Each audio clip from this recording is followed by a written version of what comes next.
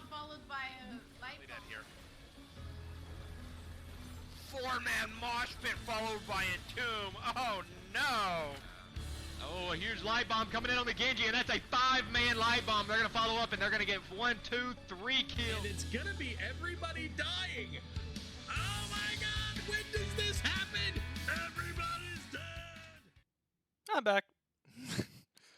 This time with a... Oh my god, I remember to update the title, the actual div in time. East.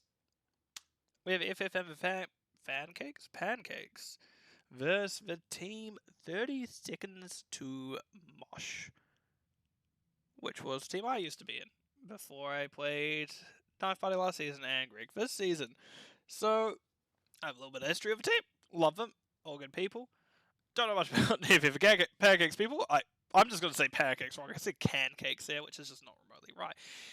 Anyway, we have a Battlefield of Eternity and Volskaya Foundry ban by the side of FF Amber Pancakes. Meanwhile, 50 seconds to Mosh banned out Tomb of the Spider Queen and Braxis Holdout, which is probably the 4th game this evening that I played where Braxis has been...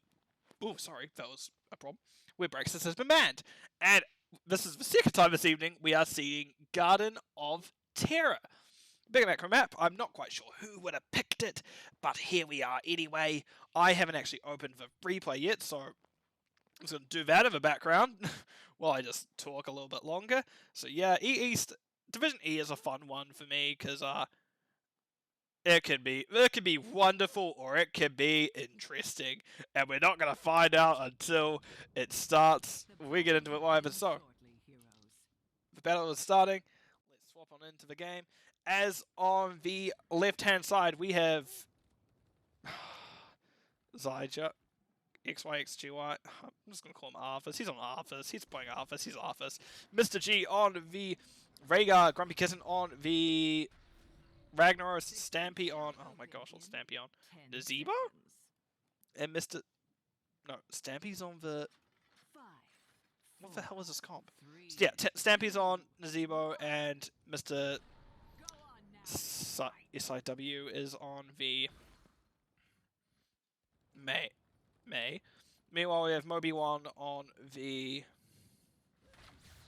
Joanna, the captain on Cassia, Sub-Zero on the Blaze, Born to Shine on the Stukov, and Raka on the Leoric. Anyway, we have a fight breaking out start already as Moby1 does get a start, and then actually nice follow up by Sub-Zero.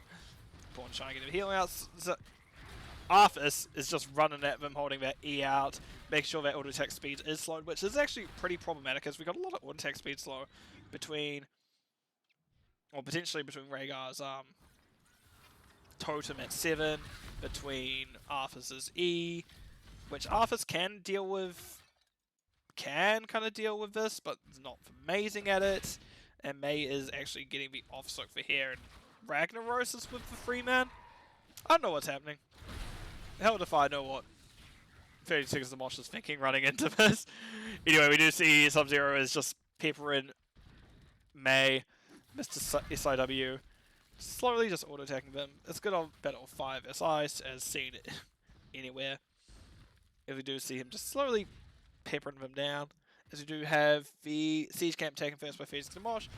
Mr. G, Grumpy Kitten, and Stampy are all working on that Bruiser camp, while May and Sub-Zero are still fighting, and we do have Raka and Arthas fighting top. Let's have a quick look at downs real quick. We have Finger of the Yeet, Finger of the Deep from Nazebo, so very much want to give the steps. Rhyme from Arthas. Let's actually focus on just stacking. We do have Meatball build from Ragnaros as Shifting Meteor was picked. We do also have the E quest picked up by Arthas. We have Thunderstroke picked up by Cassia. We have also Subdue from Joanna. Now that we've run through all the quests, because we had 2 talents worth of them to run through, we can get back into the game as first objective has been called and will be up momentarily. As we do see now the red team is kind of moving their way down while the blue team is getting that top camp up. I would like to see maybe Phoenix and Mosh get this a bit earlier to deal with kind of the macro pressure that the blue team is pushing out. But they really need to get this as we do see Rhaegar Mr. G, Zygi, and Grumpy Kitten on that top objective, and Stampy's actually was putting down Modern. This is okay. We're gonna get into some theory real here. We're getting into some real theory here. So a little bit ago, I learned about something called TOS. It's not terms of service. Wait, not TOS. What am I thinking of? TOM, which is not theory of mind, but is team fight, objective, macro. Objective beats team fight, beats macro, beats team fight. Which team fight beats. Anyway, we do very much have a macro style comp here from FF Mechanic. No, macro beats team fight. Yes. And we do see that. Oh, I can't remember how it goes now. No, macro beats objective, team fight beats macro. Either way, Red Team has a very good objective comp here. They want to sit on there and they can take it pretty easily. The side of FF and the Pancakes have a very similar style. They can sit on objective.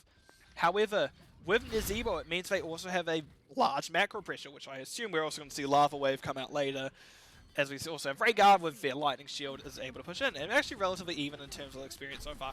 Captain is stepping up above their tank real quick. Zygi is staying aggressively in the lead. Mr. Shaw dropping a good W. Rucker is going to get stunned here. And they'll be dropping their health. Sub-Zero doesn't quite get the stun that they wanted. However, we'll be going down. Rucker's barely holding on. Does get a swing. We do see that the Captain does use their level 7 trait that they gain. Avoidance and doing the best sap. Does just dodge the stun, keeping up their stacks relatively well. Doesn't quite get back there. Zygi is taking relatively a lot of damage. Zombie Wall comes out, stopping Blaze from kind of getting a follow-up charge. Captain is getting very low. May goes in on them. Barely holding on. Bornstein doing their best to get him up. Mr. G is also actually doing their best to get him up a team. Both healers running. Well, actually, Mr. G running out of resource on Bornstein, so as it was the Captain that had to back up. We do see Zygi is backing up slowly as that slowing aura means they're able to keep out. However, Red Team try to follow up for Arthas, keep completely neglected for May, who is just sitting here the whole time. And that means that is now the Red Team who is able to find that second objective. We actually now get looking at objective advantage in favor of 30 seconds to Mosh. And we're now just one step away from the objective. However, FF and Pancakes do have that slight experience lead, and I imagine that it'll only get worse once Ragnaros gets their Lava Wave. If they go Lava Wave, I'm just assuming they're going to go Lava Wave because everyone goes goddamn Lava Wave.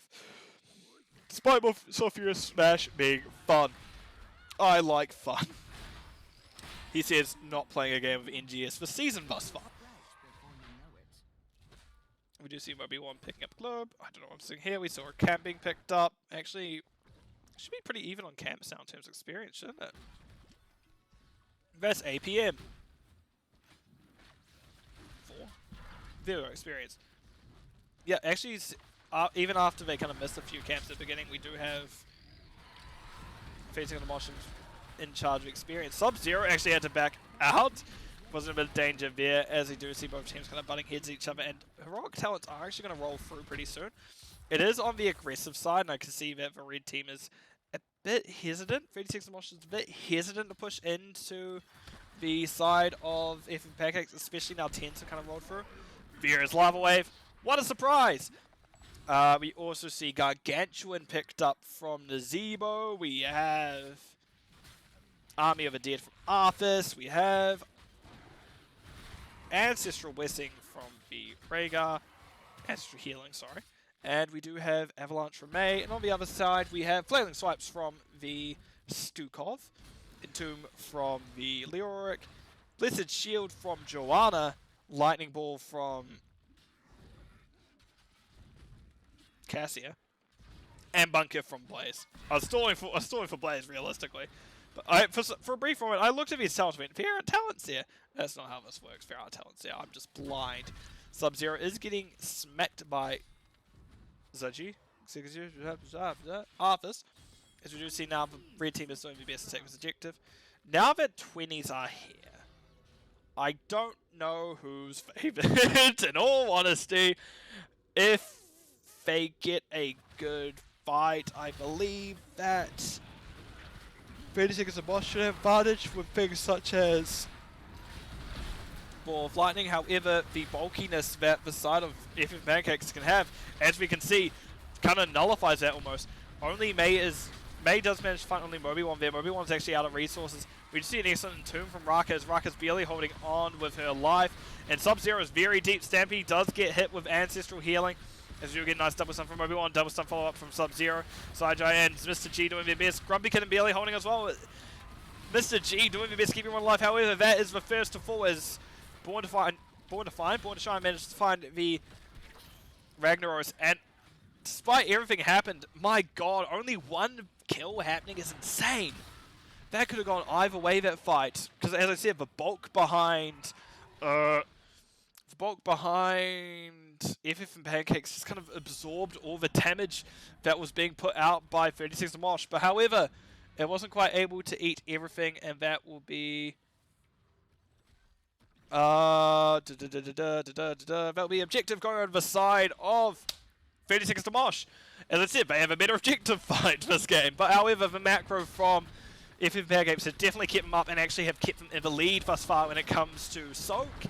However, that may change depending on what buildings fall. We see Lava Wave coming out top to help Mr. Siu. SIW. We do see Zaiji getting on top of the Joanna. However, Joanna does have her Iron Skin to get out of the cold clutches of Earth. We do see Blaze is trying his best bottom. Going into Nazebo. Not the easiest. He managed to get at least 2 towers. Not going to be able to get much more because of how just Nazebo is kind of positioned. Is going to at least pepper him down a bit. We do see posturing here top. We're considering baiting Mr. SIW, but we're just kind of taking time. Yep, good call, doing camp. Both teams doing camps. We do see still very even in Soak. They weren't actually able to quite get a building. Top got half, a third, gate. Oh, Frogman got hit by the stun. Interesting that we see Grill and Kill. It's not often you see that. You typically see charge talents coming out from Blaze.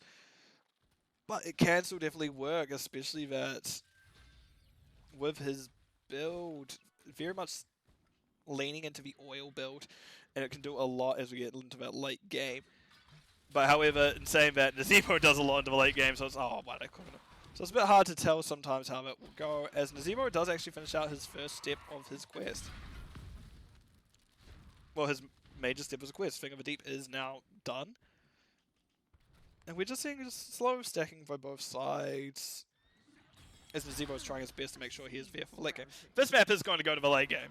I feel like I've just managed to find every map that is going every game that goes plus 20. As we do now see the siege camp taken by both siege camps traded out. We do see Bruce camps respawning for the side of FF Pancakes. And I'm yawning. Rocket does Wraith walk out. What build is... Okay, we are Wraith build. Interesting. Objective is now up. We do see Lava Wave top. That means there's going to be a lot of pressure top now, while that siege camp's pushing bottom and mid. Yeah, this is going to be a lot of pressure on this top. However, important stuff happening down here. We just see some triple stun for Blaze. Cassia and Leoric have been removed, leaving Blaze high and dry. Does have to top in a bunker. Mr. G relatively low. Mr. Moby1 does actually find a finishing blow with his E. Cassia is getting out a lot of damage. Zaijai and Grumpy Kitten's holding on. Actually doesn't quite hold on. Oh yeah, because the healer died first, they weren't able to compete. That is a good kill. That was a good fight for Side Fusings to Mosh. FF and Pancakes are kind of like... I keep saying that though. Like, yes, 36 Mosh have a better objective fight. They're doing well. However, in terms of macro, FF and the Pancakes are still kind of equal to ahead. It can, despite 36 Mosh winning the fights, it can go both ways. It's probably kind of a major thing to note here. Despite the fights going the way of 30 seconds, it is very much... Both teams have a different win condition. And it feels like both teams know what that win condition is. In saying that, both win conditions can become the same thing in a late game. Because once 20 hits, the blue team will be looking for, as well to also fight as you get strong things like Violent Fiction Quest. Ragnarok's damage only just came online actually at 16, as he probably, chose Meteor Bomb, to which does start doing a lot of damage. Yeah, it'll be very interesting to see where this goes into the late game. I feel like, yep, red team has decided to give. They're deciding to get a little bit of macro pressure on there, but instead, Moby1's considering stalling for a bit. Yep, gets one shield glare. Isn't a bit of spot of bother, but does get out. Raka was also considering PLing for Moby1, but doesn't quite want to push in either. And the red team's push is going to be killed a bit by that lava wave, that ever-present lava wave is doing so much to kind of stifle the side of 30 seconds to Mosh as they can't seem to get away with things. Taking a drink, sorry, give me a moment.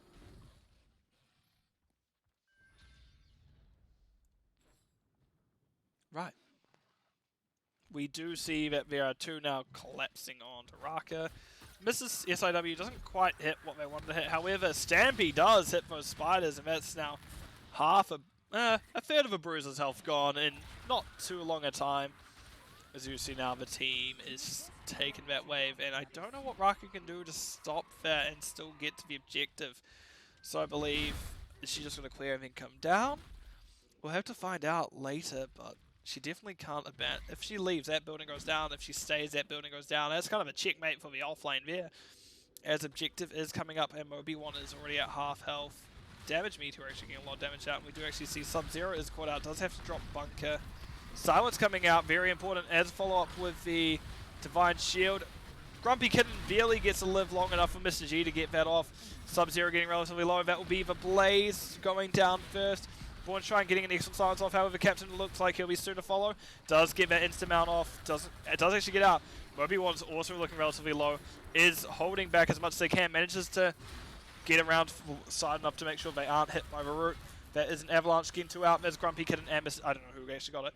But that is the objective going over the side of FFM for Pancakes. Whew. That was a fight. That was a damn good fight as well.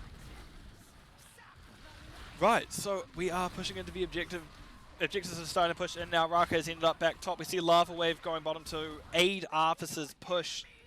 And we do have that middle going half down by the time we get in here. Garg is about to be up soon, which would be an important thing to note.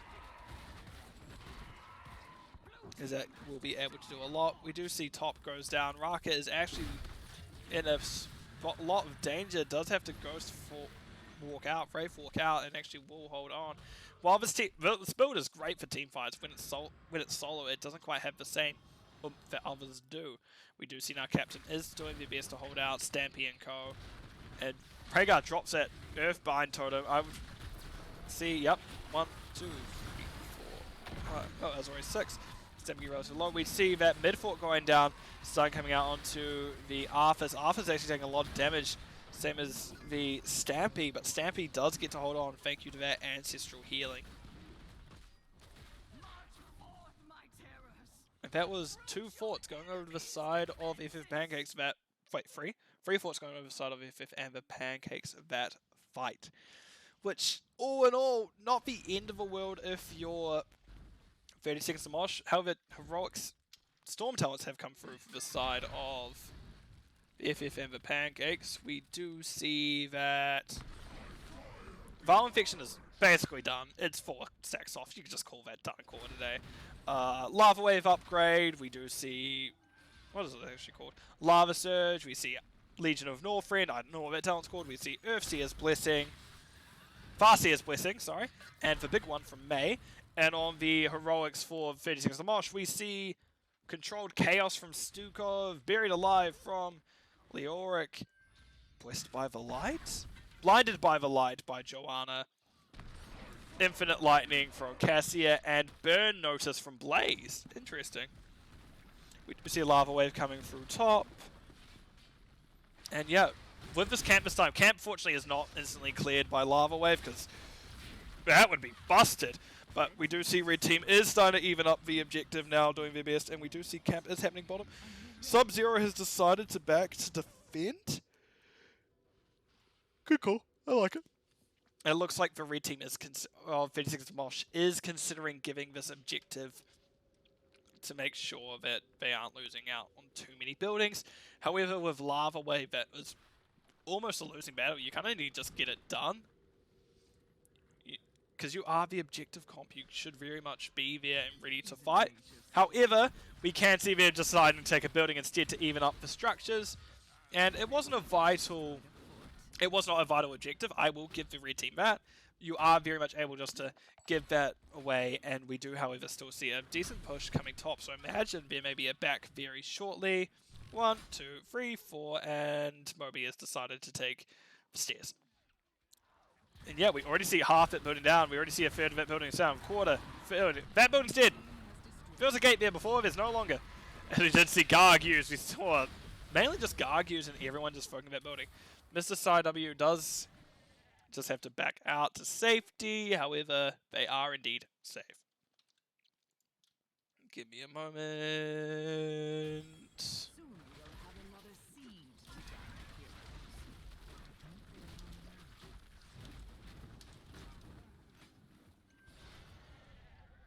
As we do now have the next objective coming up in a few moments. It's not entirely necessary for either team, but this is where I said it does get scary now for Mosh. That is an excellent takedown though, as that is a good kill onto Ragnaros. Ragnaros unable to use that lava wave while he's dead. Raka trying the best. Excellent stun by the Blaze. Sub-Zero getting a double kill. Not double kill, double stun. However, that will not be anyone going down. Raka doing the best to keep up. Entomb is still down for 30 seconds, however, and that will be a strong chase, but there won't be another kill found from that, unfortunately, for the side of 30 seconds to Mosh. As we do see, Bornstein is getting the objective while Raka is just tanking those Shamblers. And we just forget just how much those damage those Shamblers do. They do slap for a lot.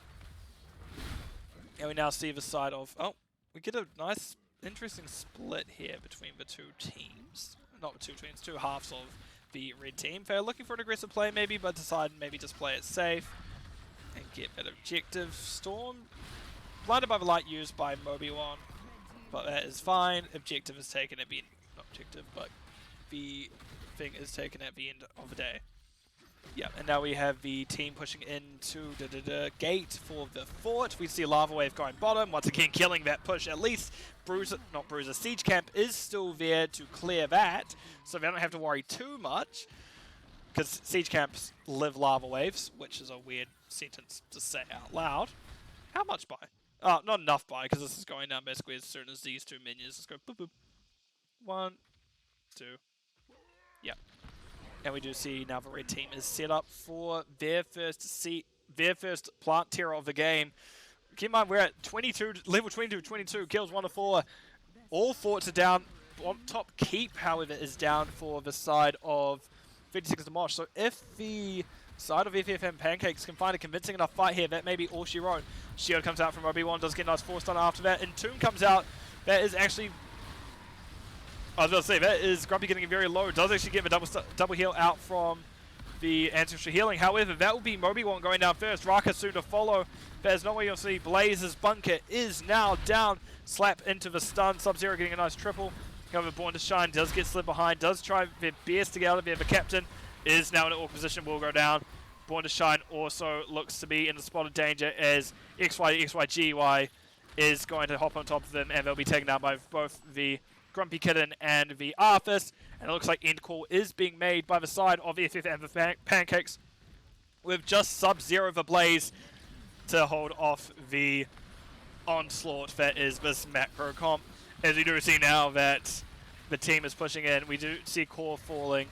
Stampy is getting hit by that building, probably not the one you want getting hit by the building, as it's not the healthiest of the three, but however, Core's already at 50%. And we do see it's ending. Lava Wave came in. 20, 10, 0. And that will be game going over the side of FF and the Pancakes for map 1. Right. Let me pull it over to the game summary screen. Open this up. Naz did work at the end. As I said, if once hit 20s, it was very much a Nazebo probably takes over, and the game definitely did shift in the favor of FF and Pancakes. Up until then, though, it was a very strong showing from 36 to Mosh, but they probably need to try to squeeze it out by the time they hit 16. However, sometimes it's not on the cards, and that just happens. Good healing by both healers, very close. Good damage by both teams. However, Zebo with that Val Infection did muscle out Cassia and VN for that top damage slot. And Lava Wave is Lava Wave. You're not probably going to compete with that very well. Anyway, what I'm going to do is quickly show talents. As you can see here, everyone's talented. Anything that stands out, I basically mentioned for one talent being you usually see Charge. Otherwise, interesting to see Rhyme. Rhyme is not picked very often, especially because the comp for 36 and Mosh did not really have much physical attackers, so interesting to see. That Totem 13 has been on the rise again from what I've seen. Even though you want to be using it offensively, I'm not the biggest fan of that talent, but hey, it worked out for them. So what I'm going to do is go on a quick break, and I'll be back once I have the next map set up. So I'm going to put on music and see you all in just a few moments.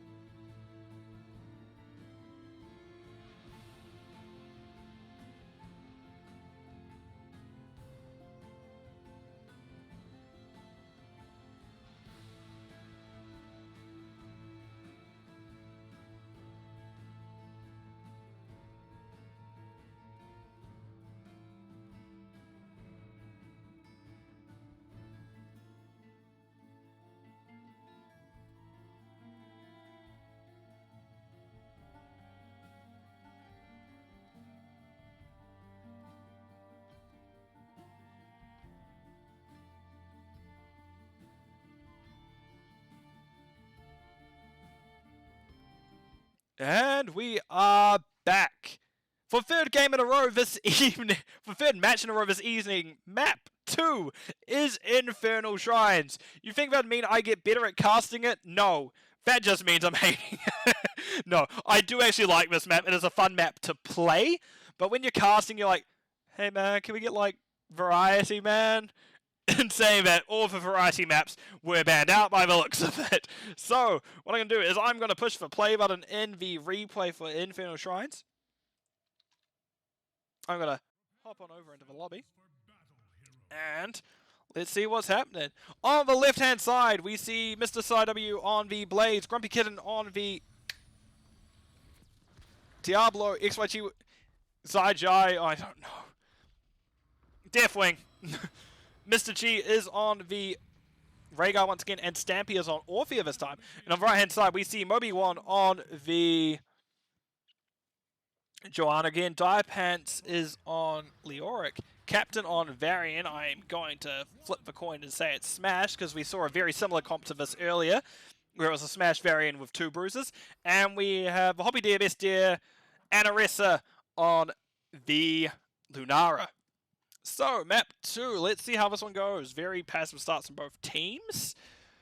I actually don't know how I feel about the Deathwing into this, because while, yes, we do see there is some CC by the side of Moby1, in terms of Moby1 and Born to Shine. Captain, if they go Smash, this is all assuming they go Smash, is minus armor into things such as Deathwing and Garrosh, to name another example, is very strong. Minus armor is a lot into them. And also mention that Entomb can't escape from that. So, it'll be interesting when we go. Anyway, let me open up their talents as Captain is getting over upon a bit. We do see Cuba from Orpheus, so we're already interesting first thing step out. But the only quest we have picked at level 1 is Varian going Q quest. Other thing to note is Diablo has Soulstone, but Diablo always has Soulstone. We do meanwhile see camps are being started by the side of 36 and Mosh, right on the, well, not right, but pretty close to the 1 minute mark, and looking to get that camp advantage. Moby1 is backing out, and with their comp actually, the side of 36 and Mosh can 1-1-1 with a 2-man roam. However, we do see that Diapants has come down to get damage out. Grumpy Kitten has left Blaze alone. As I said in a previous map, I like the Leoric matchup into Blaze. If I'm Blaze, I hate seeing Leoric on the other hand, because Leoric just heals goddamn too much. Cap starts camp, we see Moby1 is starting pushing into them. Stampy actually gets a bit too aggressive. Actually, no, doesn't get too low. We see Grumpy Kitten tries to get hardest to get out, does get the flip push onto Captain, so they can't get the finish on them. Stampy is actually running out of mana. Saijai is getting low as well, and we do see forwards have come through for both teams now. Auto attack Diablo is going to be the main thing to pick up here, and we are into that Mage Wing Breath build. Smash Variant, not surprised, lets you kill the Deathwing, and the only other quest picked up here is Subdue from the Joanna. Nice. Anyway, no, Paralyzing Swing, interesting. That's very interesting. I like it. It can do work, especially into a heavy melee comp, but I'm just wondering if it's appropriate into the Deathwing. We'll find out soon enough, as Deathwing is alone and is now getting ran down by a deer. You know there's a thing about like cars accident hitting deers. This time the deer's hitting a car. The car is just Deathwing. And we do see Deathwing, who was healthy before, is now not. And we do see the objective being started by the red team. Blue team did manage to get their bruiser out before that objective starts. This is going to be a bit of a problem, actually, for 36 the Mosh. They really need to get this objective going then so they can have someone answer it. But it looks like FF and Pancakes is not wanting to step on objective yet, because once again, they're kind of falling into... Both teams very much have an objective comp. Just 36 the Mosh's one comes on just that bit sooner. Good stun cancelling out cancelling out Blaze's W. We saw Deathwing did fly, Mr. SIW. Didn't quite get found there. We saw that the captain did throw out the Q to try and get his target. Their target. Her target? Can't recall. Their target. I really need to correct myself about that more. But that is a convincing objective take for the side of 36 Mosh. And as I said, they need to get the objective done fast. And while it wasn't as fast as maybe they would have liked, it was as fast as they could have feasibly gone. As now Diapants can actually deal with this top objective. Top before it goes down entirely. Definitely goes down. Anaressa went to 30 health. Moby1 as well. Bornstein also. Just back out and reset, Red. You're low. Moby1's out of resources. Bornstein's out of resources. Anaressa was almost down, and the captain just looking pretty. Diapants is doing the best to also catch double soak. Both 7s coming for roughly the same time. A little bit earlier for the side of 36 to Mosh. And we do actually see Dread being stacked here with Mind Devour, which is actually what was picked up for the last Orphea who went Q at 1 and 4. So this is making sense so far. We do see that Lunara has gone the burst damage build with that intensifying toxin, choking pollen. Sorry, Intensifying Toxin is another talent. I think it's maybe level 20. As Moby1 is does manage to dodge a point blank stun, as I know players gets weird around walls. Breath is in the worst place for the red team as we see them turning around back in now as we're getting a nice pinch here. Mr. SIW is standing on the objective, and that is actually Paul coming out onto the oh my god, the Varian does get smashed out on the Grumpy, and we're getting a little bit of choices. Moby1 is doing best to hold on to objective, and that will be them going down. This may be a bail for the side of red team, as that is the next one to go down. As the Varian follows, Diapants will soon follow suit, as that is an excellent 3-man kill for the side of FF and the Pancakes, but the deer does get out, doesn't get ran over by that car. Anyway, we do have Blaze going back to soaking, and Win is trying their best just to defend into the 2 siege camps, and Blaze does actually charge out, meaning Diapants does not quite hit the bucket. Hit the creepy hand, and this skin it's a bucket. I love calling it the bucket, because it feels funny to me, just going for bucket, he missed it. I have another phrase that has bucket in it, but I don't want to say that on the stream because I don't like swearing all that much, especially when I am casting. Well, mainly when I'm casting, only when I'm casting, really. Anyway, Anaressa does get, does get burnt a bit by Deathwing, and now I'm thinking of venison, and that's a very tasty meat. I realised I may be hungry. I kind of just have casted for 4 hours now. I haven't eaten since I started, or actually last night now, think about it. So now I'm like, after this one I may get some food. Yeah. I was thinking maybe 5 in a row, but I'll save up some for tomorrow. Hopefully no one steals it. Anyway, outside of me talking about food and me being hungry, because I'm just going to riff to a room with no one in it, talking to a bunch of no one listening. Anyway, we see Eternal Feast from Eternal Feast from Orphea. Bellowing Roar from Deathwing. That took me a little bit to remember. Apocalypse from Diab. Oh, interesting bit of Malevolence. I'll talk about that in a bit as we have a team fight breaking down now. As we see Moby1 in danger, does get stunned, flipped, does get taken down.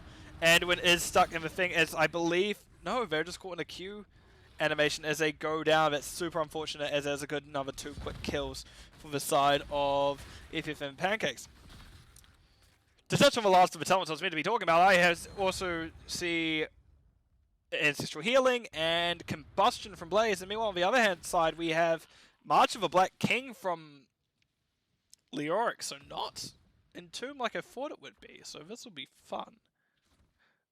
Leaping Strikes from Lunara, Light Bomb from Anduin, Smash was picked up by Varian a bunch of levels ago, and Blessed Shield from Joanna once again. This will be interesting. The reason why I pointed out Malevolence being an interesting pick is, yeah, sure, it's more damage for Deathwing, but a lot of his builds, a lot of auto attack Diablo build came from the cooldown reduction it gave on your Q and your E.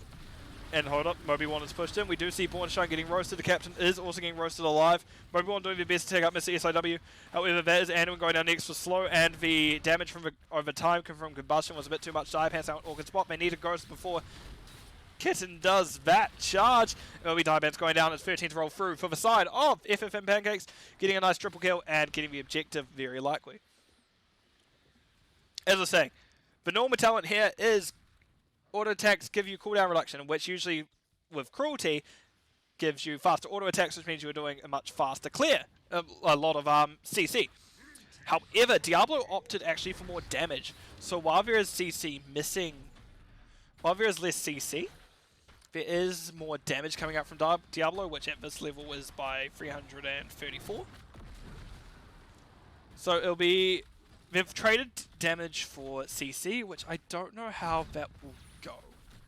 I don't know if that was a good pick, but I guess we'll have to wait and see. If the game goes in their favor, I'll go, yeah, sure, it was a great talent. If it doesn't go, yeah, that's what happened. No, I'm not going to flame any specific talent choice for kind of that going down. Captain getting relatively low, thanks. Oh, I will sometimes, but not often. I'm a reformed man. I don't blame talents. Anyway.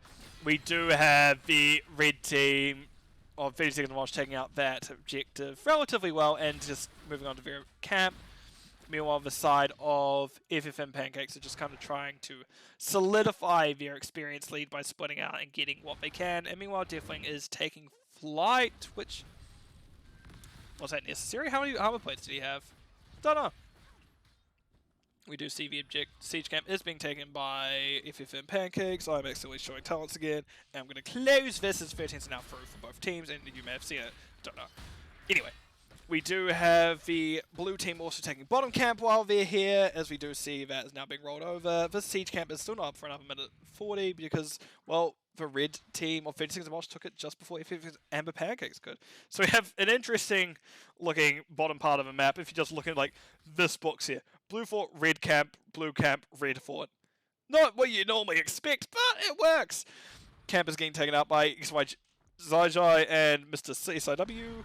Meanwhile, we do have a small gank attempt onto Dire Pants. However, it's Leoric, who has Wraithwalk. He's out.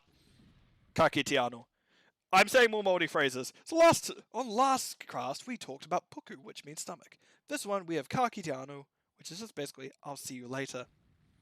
Welcome to Fun Fact with the Line Boss. Moldy Language Edition. Mr. SIW is considering going down there and hitting the red team. However, seeing 3-4 members is a bit scary for most people, so they decide to back out. Good thing to note this map for the side of 56 Mosh is they don't have a lava wave killing their push every 5 seconds, which honestly was really, which must have been frustrating. Excellent leaping strike by Anaressa, manages to do it right as Diablo charges in, meaning they are able to kind of eat that charge for free and not get taken out, which important. And my headset's getting stuck on things as I'm moving around because apparently I like moving around a lot today. See Grumpy Kid, Mr. G, and Stampy considering taking bot keep. Ooh, oh, yep, there it is. With these 3 bottom, I imagine. Oh, yep, I was about to say, I imagine they're probably looking for a kill elsewhere as we see Blaze go down top. However, they thought will be traded out. I'd like to see from the 56 Mosh here, just pushing it in, taking it down. Kill that building, let's go. You have 25 seconds to kill this and get down. You have pretty good means to do it. You can do it roughly the same time if this gets done as that bottom 4 going down. Top 4 is getting traded, as you can see. Rada. I'm just readjusting my setup real quick because everything's getting annoying. Which is unfortunate timing, but hey. And yep, that is the fort taken out. I'm going to situate myself here as I'm just apparently having a little bit of technical fun here today as things are just getting caught in everything, as I'm just going to slide to the left, slide to the right, crisscross, place that there. Hopefully I'm not getting my headphones caught on as much anymore. Anyway, 16th now through the side of 56 of Mosh, so I'm going to open up talent, so we're going to have a quick look at what is happening. That's stats. I forgot stats to be out real quick. Now that we're here, talents. Oh, we're probably going to see March of the Black King upgrade, which I can't remember what it's called. Do not ask me. I don't pick that talent very often. Grumpy Kitten is going after Anaressa and Moby-Wan. We do see Deathwing fly over the objective, getting that extra damage out on it. However, it's not really the end of the world. It doesn't do... I realize this that's funny. It's just considering it's called Cataclysm. However, we do see Diablo is now out of position, does get hit by a stun, gets hit by a stun, does get hit by a stun, does get hit by a kill, and that will be Grumpy Kitten barely holding on, but nope, there they are going down. Diapants in position, we do see... Okay, March of Black King kind of sold me there a little bit, manages to heal him from a third to basically full. We did see Conflagration doing a lot of damage from the Deathwing, and actually that'll be Orphea going down, soon followed by the Rhaegar, as that is a very convincing fight by the side of 36 to Mosh. Captain does get charged, doesn't quite find anything. Arcane Punisher actually goes over to the side of FF and the Pancakes still. Unfortunate considering 36 Mosh won that fight.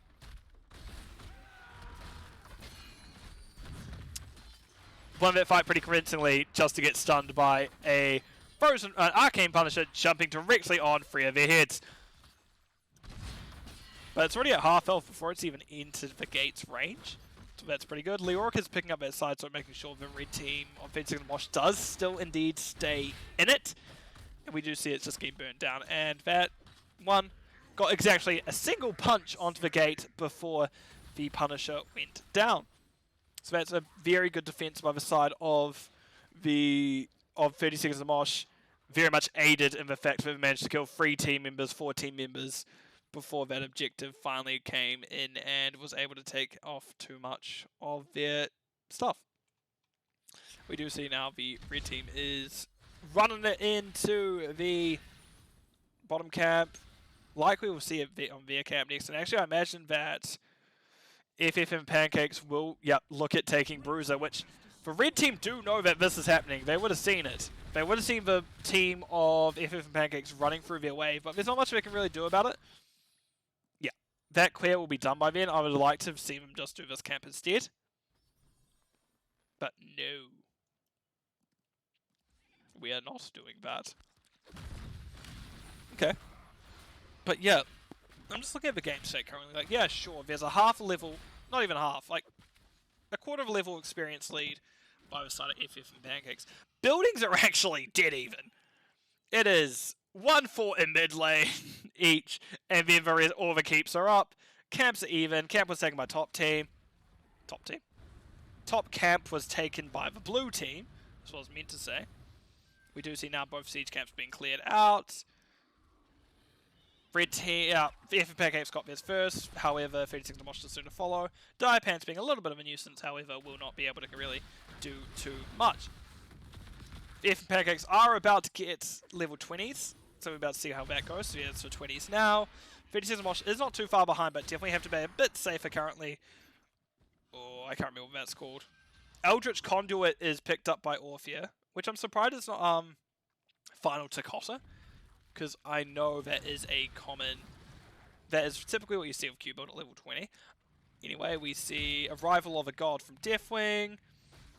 Dying Breath? Dying Breath from Diablo. Farseer's Blessing from... Rhaegar.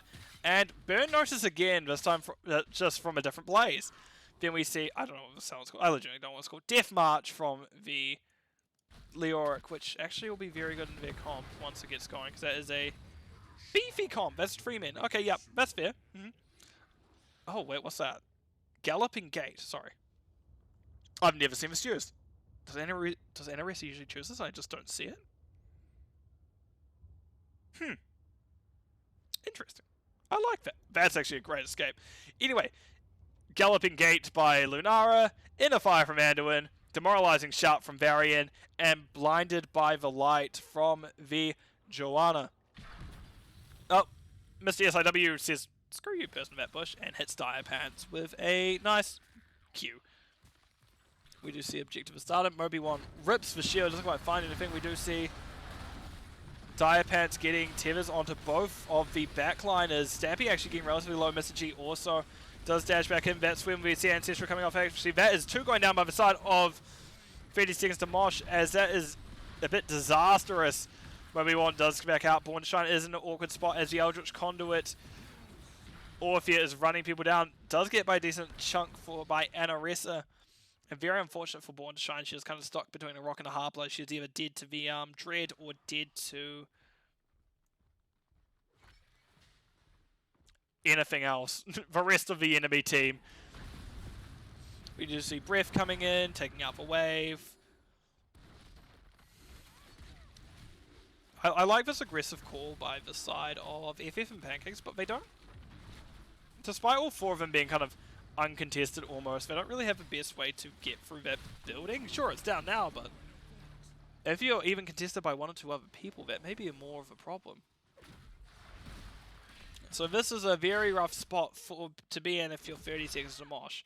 Objective is coming up soon. Objective will be pushing in soon, I should say. And they don't really have much to contest it. So what they need to do is kind of be ready to defend that lane before it becomes a problem. As blue team takes down yet another 4. Actually, you know what? Turns out I was wrong about blue, about the FF and Pancakes not being a burning building machine. They have taken down those buildings both pretty quickly, and that is Objective now going over to the side of FF and the Pancakes. Red team or 56 Mosh need to take this early, because if that, unfortunately, it is a frozen Punisher, and it's not as great when you're finally getting the core, but it is still a Punisher, and it still does a lot. Reasonably, Diapants probably needs to take this jump here and use Wraith Walk to do so. Alternatively, Moby1 can, if they have Iron Skin up, which, lo and behold, I imagine we're about to see a... Yep, Death March. That is an excellent Death March, hitting all 5 players, and Diapants is just living. Excellent Light Bomb by the Anduin, meaning everyone got stunned. However, that ancestral healing is keeping everyone up, and Leoric is the first one to go down. Anduin's trying their best to keep themselves in it as well. XYGY, XXY, is doing their best to stay in. However, will go down to the fort as Captain goes on to Stampy and does take them out as well. Captain doing their best to stay in it. Her demoralizing sharp being used. Does get the flip, and Grumpykin doesn't actually give a push onto him. It's actually being targeted by the fort. Minus healing, minus armor will go down. However, Frozen Punisher is actually on the core. However, it is dying faster than the core's shield is. So that is very likely that objective to be done. And that is an excellent defense by the side of 30 seconds to Mosh. Hanging in it for just that bit longer. Good stuff. Goddamn. Oh. Dude, I have a stretch out, man. Oh my god. That was intense. That was a tense fight. So I'm just going to go over here because I feel like this is what's going to happen next. Oh, an important thing to note from that fight. Diablo's Soulstone was reset. That is very important to note as, well, Diablo becomes much squishier without his full souls, and his percent healing from his percent healing from the auto attacks is also decreased once he has lost that 100 soul bonus. Also, welcome, Cheerglue. I hope you're doing well this evening. Yeah, Leoric standing in the middle with Death March's Drain Hopes on literally every member of the enemy team meant they could just live, and Light Bomb, fortunately, with the extra shield, meant they could live even longer and have a good stun up. So Red Team may be in a little bit of predicament here. However, no, honestly, Pancakes and Mosh just need to back out. They do not want this fight. They are missing Leoric. And we do actually see a fight going off anyway. Stampy is actually going down first. And that is Ancestral put on 10-second cooldown as it wasn't able to quite get off in time. Captain does get pulled out, but Conflagration doing a decent amount of damage to them. Also damaging Born in the process. However, just like that, despite them being down a player for this fight, they managed to find the Orphea first, which is kind of what most would call the damage carry, because if we have a look at their damage, actually no, it's not. Deathwing is doing the main damage of the team. Orphea is just doing a lot of siege, which is probably making up for things. But yeah, that is not the pick it's not who you want to lose at this point of the game. Something such as Orphea is such an important character, especially with the setup and damage she can put down, things such as Eternal Feast and Eldritch Conduit. However, fortunately, objective hasn't been called yet. I'd imagine to get called in about the next 10-20 seconds or so. But Red Team is now fully utilising their man advantage and going in. I was about to say Entomb, but Entomb is not available this game. Varian goes in, does give a Light Bomb off, does have to use the Protect because, well, standing in a Dragon's Breath is not a great idea, going to be honest. It is indeed an idea, and it was a very good attempt on Grumpy Kitten's life. However, it's now going to be a full 5v5 for this next objective. This next objective, or team fight, however it goes down, feels like it is very much going to be the last fight of the game. I could be wrong. I've been wrong before. I'll be wrong again. I'll be wrong many a times, according to what people have told me. I don't think I'm wrong this time. Here we are. As the side of 56 Mosh will be starting the objective, while the blue team of FF Pancakes control the vision below them and make sure they have the ones to kind of keep an eye on everything. Deathwing, to note, is in the sky. Arrival of the God is primed and ready. There it is. We do see a lot of damage coming down. Varian gets a smash onto Stampy, however, is forced to back out. However, Blaze is going to go down first, so just caught in the crossfire of everyone else. XYXYGY is next to follow. Stampy is soon after. They need to get out of the... Yep, out of the... Excellent. We do see Drain was going. Grumpy Kitten will be soon to follow. And Dying Gasp will be out.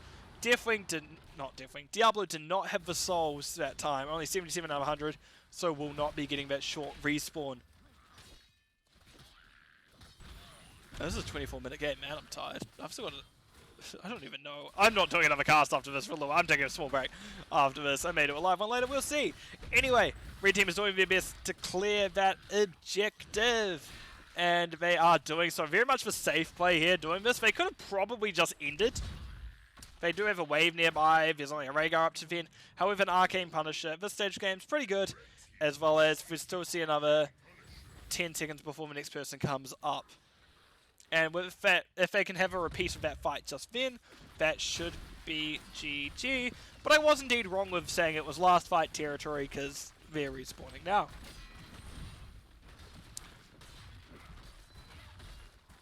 However, objective is actually... They're tearing through that building now, actually. This is a 25 minute Punisher, and they will be able to get the jump out. Actually, the only permanently unstoppable person is the one that gets jumped upon.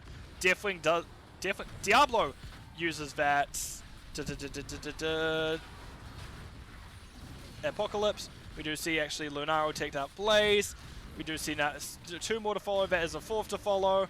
And that will be Core going down, as that is a good second team fight for the side of Mosh. And that means, despite all the games I've cast today, this will be the first free map series we are going to.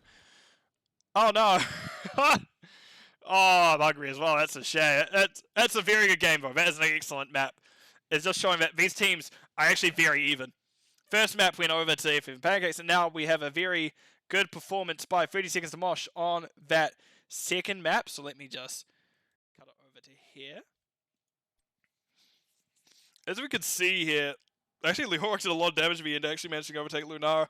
It was difficult, and Stampy were just so far ahead. It did very much feel that all throughout the game, or actually all the way up till 15-16, it was very much in favor of FF Pancakes. However, something happened at 16 and then 20, where 30 Seconds to Mosh just kind of flipped the switch and just kind of was able to pull it out. So very interesting stuff. Things to know. And when Rhaegar still within about 5 to 10k healing of each other, so still pretty close between the two healers. Definitely did a lot of damage. However, just that percent damage that came in by Leoric at the end, even on the death march, which surprised me with how long he lived, meant that it was just almost a solved game at that point. Looking at talents very quickly, anything that stands out, apart from the death march and such, not really. Oh, Malevolence was the other thing that stood out, but everything else is relatively standard. Yeah. I have there's nothing to complain about that. So what I'm going to do is I'm going to briefly go to a pause once again. I'm going to... Oh? Yeah.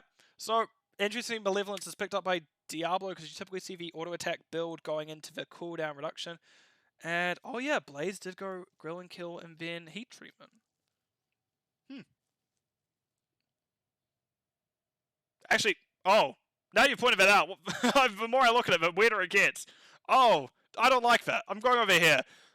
I'm going over here. So, I'm going to go to a break. I'm going to have a drink of water while I get the next map set up, but I'll be back in a few moments. I'll put on some music and I'll see you all soon.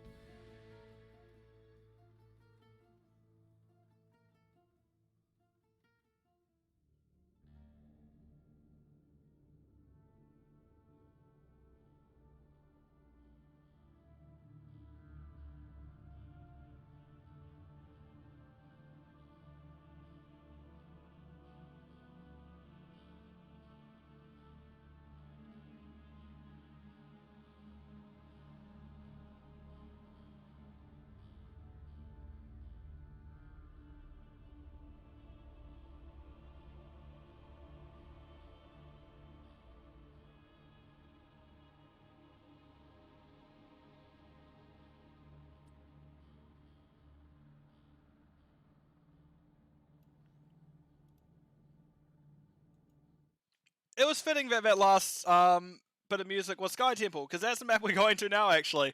So, my background music I do just have here is Storm music going usually, and we do actually see that. Right, just to quickly recap, it's now a 1-1 set. First map being taken by FF Pancakes, second map taken by 56 and Mosh. And as you can hear, we are now into the third map of the series, so let me swap it on over and we can see what's happening. So, final map of the series, we have Grumpy Kitten on the Oriole? Yes, Oriole. We have, oh gosh, everyone's so stacked. Stampy is on the, oh gosh, Illidan. XYXYGY is on the Uther. Mr. SIW is on the Joanna. And Mr. G is on the Azmodan himself. Meanwhile, the red team have Dire Pants on the Blaze. Moby1 on the Muradin. I'm like, this is one of the only tanks you can play. Line Bus, get it together. Muradin. Captain on Varian once again. And Aressa is on the Sylvanas. And Born to Shine is on Rhaegar. I'm wondering if we're seeing Smash again and whether we'll see Torn. I'd hesitate to say Smash because the armor from... kind of nullifies the armor from Uther. My favorite hero. No bias at all. Nope. So Blaze is looking to double soak in the meantime. Well, this is not where you want to be if you're a Blaze all of a sudden. Wait, Joanna's in the offlane. Right. Got it. Stampy is currently double soaking because I'm assuming if I open this up... Nope, I'm wrong. They had better assault instead of a quest, which I assumed was going to be a quest. Look, it's good logic. Armor reduction is good logic into reducing armor. My brain is like done apparently today. Anyway, we do see in terms of stacks we have Uther with kind of that. What I talk about is a main kind of solo heal Uther talent with light at level 1. We do see Azmodan stacking globes. We have a teamfight Azmodan build actually with the Greed at 1, Wrath, Gluttony. It was the third one. The only one I didn't say, of course. Then in terms of stacking on the other side, we see actually Rhaegar has gone Lightning Shield at 1.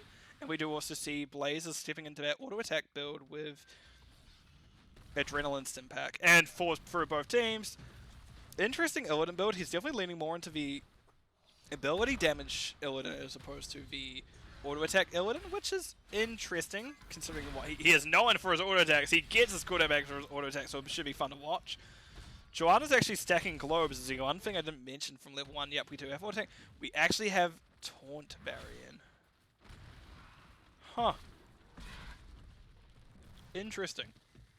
I didn't think we'd see Taunt. I guess for the Illidan? Okay. I'm gonna not pretend I know what I'm talking about anymore. We'll see how it goes. I don't know. I'm gonna get stuck in that. Anyway, objectives upper in 10 seconds just coming up now. It should be interesting. I do like that the blue team of FF Pancakes did get their camp out. However, 56 and Mosh did actually get theirs out first and managed to get a whole, basically almost the whole front gate. So hopefully, yep. Red team just want to all in this one and let Blaze soak during this. I'd imagine would be the play. And yeah, it looks like it. Good dunk from Azmodan though, finding Moby1 and the Captain. Captain's also pretty tanky in the meantime. We do see Moby1 backing out. Stampy doing their best. Rhaegar has finally come down to start pumping up the healing. However, they don't have the most healing as you'd expect, as it is Lightning Shield build from what I saw. Oh, Born Shine does go down to the Illidan. However, Illidan does get out and actually the Captain follows. And actually, that is not a talent you see very often from the Oriole. We actually see Empathetic Link. You usually see either Cord. What's the Cord one? Illidan is just wanting to fight. He is just holding in. Oh, what a guy. Illidan's holding in, not giving up any prisoners. They have left Azmodan alone top, which could be an issue. However, no, the red team of 36 and Mosh just decide to go down for the more full objective. Does take a bit of time stepping onto it though. Born Shine has been seen by Grumpy and XYXYGY. And Captain now pushes in. Born Shine doing her best. Yep, we do see Lightning Shield build, so the more healing it does, the more stacks it does, etc, etc. We do see Stampy actually getting hit by a decent amount of poison damage thanks to Anaressa's Shadow Dagger.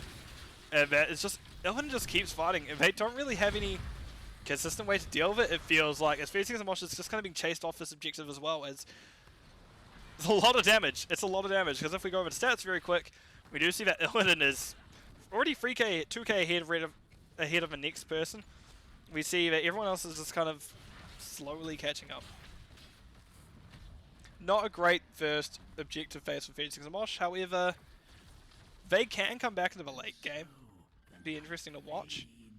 But I don't know if this map will go late. I don't know if the side of F and Pancakes necessarily want to go late game, but this map you don't always have a choice. I have seen this map I have seen this map finish in like 8-9 minutes before, so it very much could. We could potentially be halfway through.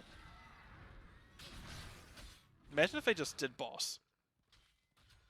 Imagine how fun it would be if they just did boss. I'm like a bad influence, aren't I? Like, do boss! Anyway, I heard Taunt come out below. Stampy is doing their best to just kind of clear and damage the Captain at the same time. Captain doesn't necessarily have a best way, Varian I should say, doesn't necessarily have a best way to deal with the Illidan. They about have charge and Q. They're not necessarily like what Varian's known for, and Stampy's just kind of dancing around the Captain is kind of hard to deal with an Ufa and a Illidan at the same time. Both teams just keep checking boss. We do see Stampy has been scouted. Does get bit on by Born to Shine. Does see Vitona come out. However, that is 2 quests complete at once. Both the... Oh, okay.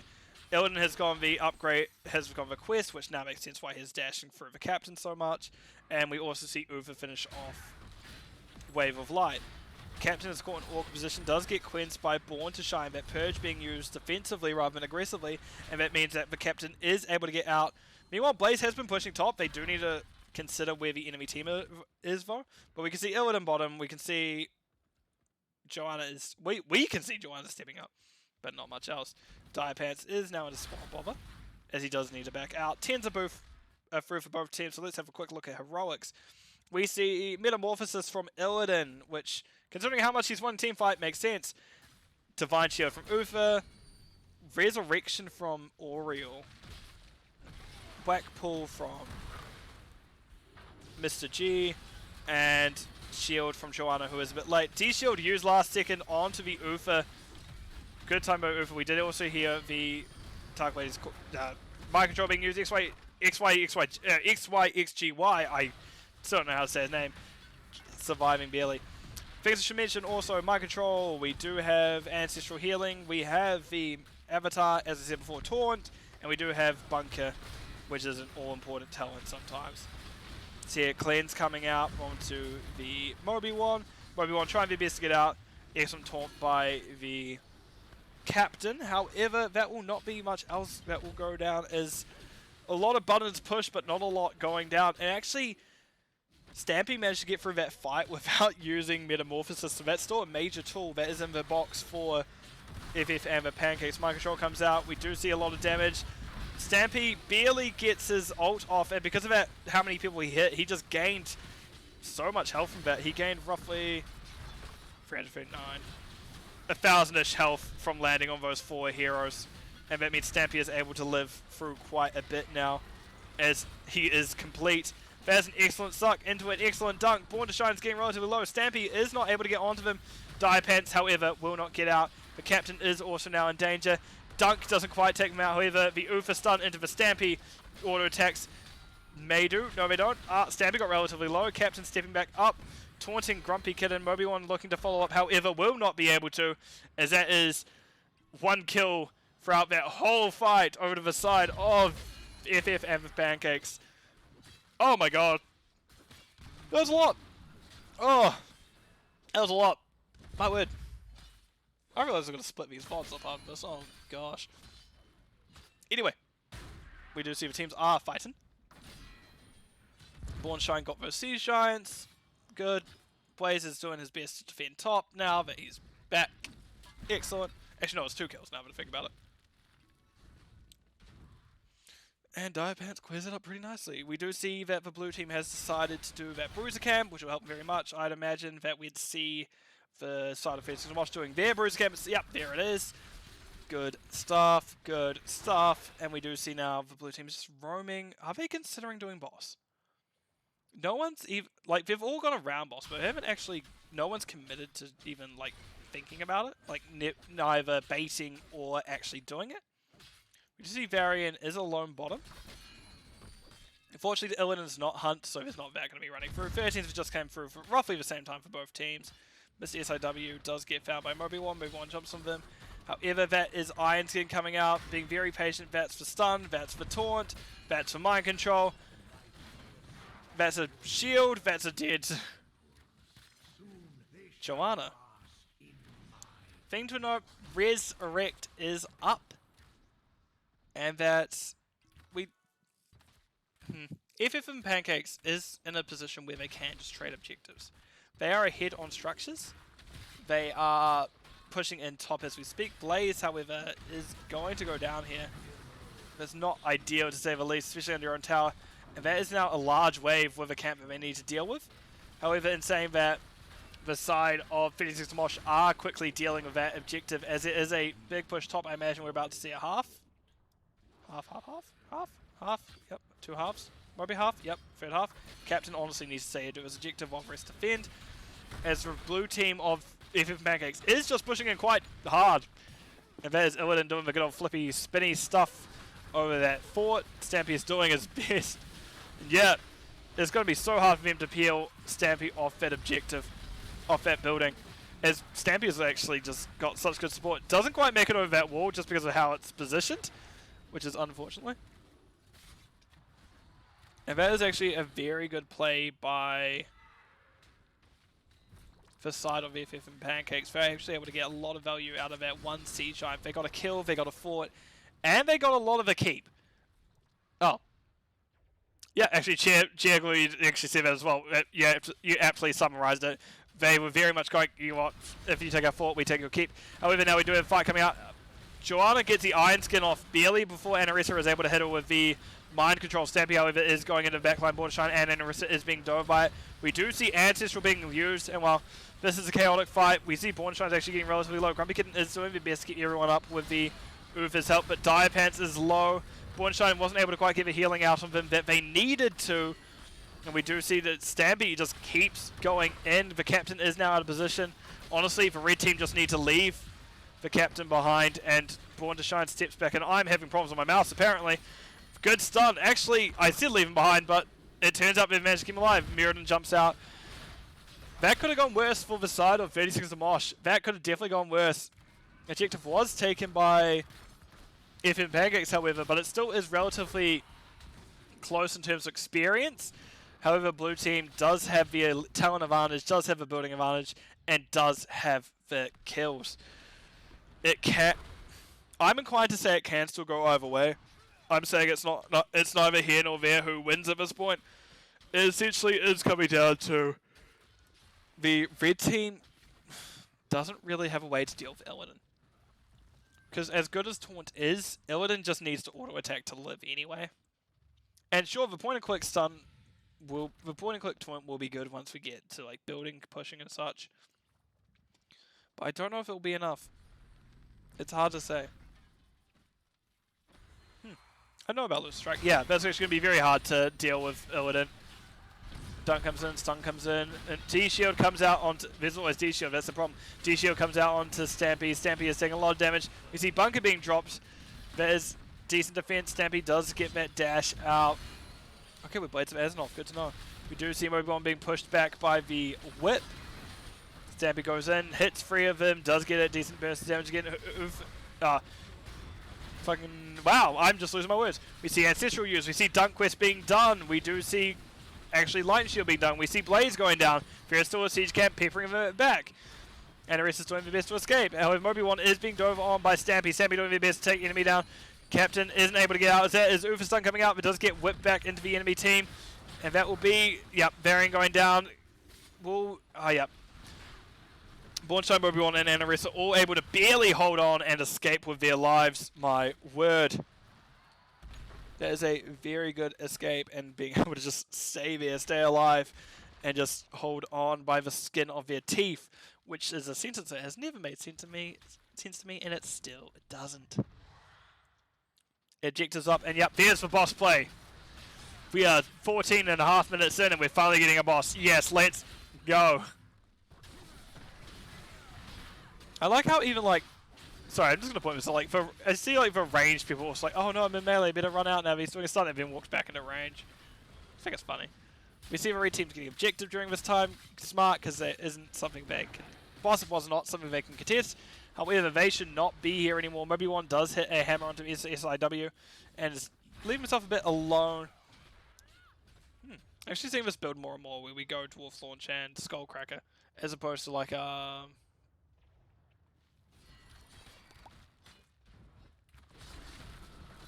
heavy impact and Dwarf Launch. But I guess Dwarf Launch is more for an escape. But I have seen it used for engage recently, so it's hard to tell.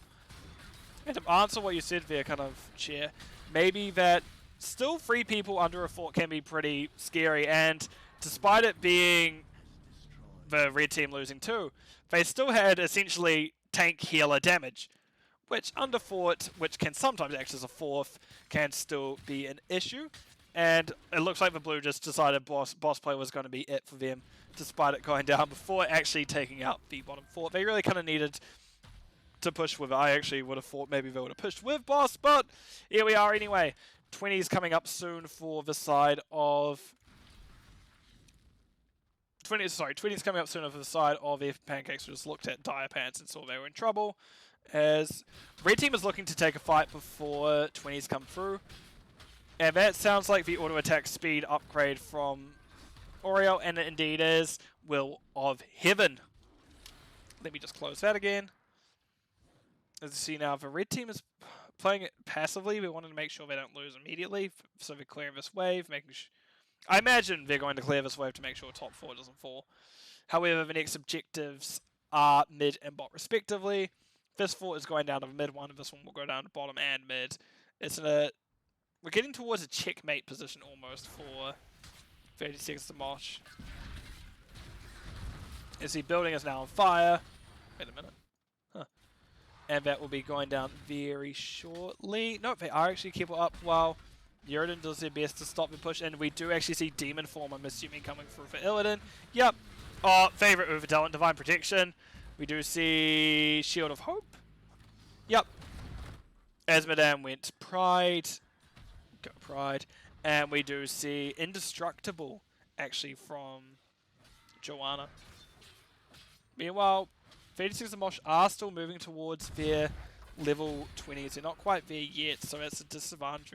And actually, Stampy had used his demon. He had used Metamorphosis before they actually got to pick for 20. So unfortunate timing, but they will have it back up soon enough. But will the game end before then is my major question. Because, well, Ejector's starting to hit core now, and Sylvanas has lost all health in a matter of moments. Excellent stun by Dire Pants, does drop the bunker to get extra damage out. The captain does get hit by the dunk, not quite as deadly as it is to the Sylvanas, but still a lot. Grumpy Kitten actually getting a lot of resets with that level 1 talent. We had D-Shield coming out, we see a lot of repositioning as Grumpy Kitten is getting focused on by Captain. However, we do hear Metamorphosis coming out. There's the Demon Form, as Stampy is doing their best to take everyone out. Captain is split from team. Dire is not quite sure what to do in this situation. Bornshine doing their best to live. We hear Stampy doing their best to take everyone out, doing the slides, doing the dives, doing that damage. As that is 2 out, we see Varian is halving, I assume, back here. We saw that Rhaegar half to get back top, back up. We see the Blaze going down, and it looks like a core course being made, because honestly, getting a auto attack speed Illidan off the core is going to be a nightmare. And it looks like that may be all she wrote. Unless they can get Grumpy Kitten, who is stuck in there because of tornadoes. That will actually be Oriole going down. However, Illidan is still on core. He is just wailing at it. Captain's trying his best to get through to him. And that will be probably all she wrote. Mr. G goes down. XYGY goes down. Grumpy Kitten goes down. Mr. SIW barely holds on, but Stampy was just unable to be stopped. GG being called by both sides, and that will be the game and the series going over the side of FF and the Pancakes. GG. I'm going to now go over to my game summary screen. By clicking this, clicking this, clicking this. Yeah. Illidan did a lot. Asmo did definitely take over at the end. They managed to get fully stacked before the level 20. Also, higher Beard. I hope you're doing well this evening. Sorry I casted your one first, and I don't know if you were there for it or not, but that was a fun match to watch as well. So, all in all, this is a good match to watch. Rhaegar tried their best with that 75k healing. Still the healers, again, roughly within 8k of each other, 7k of each other once again. But the Azmodan and the Illidan just did slightly too much for the team of 30 Seconds of Mosh to keep up with, especially once that attack speed came in from Oriel. Yeah, I will also bring up talents just a few moments. Other things to note: Siege, Azmodan, and Blaze very close to each other. They very much kept it in my words have failed me all of a sudden. They kept it very close to each other. Looking at the last few talents we see here, anything standing out? Yeah, a few things stand out to me. Oriel actually went empathetic link, which is not a talent you usually see. You usually see energized chord, or you see the globe talent, but it actually worked out here as Illidan was taking a lot of damage.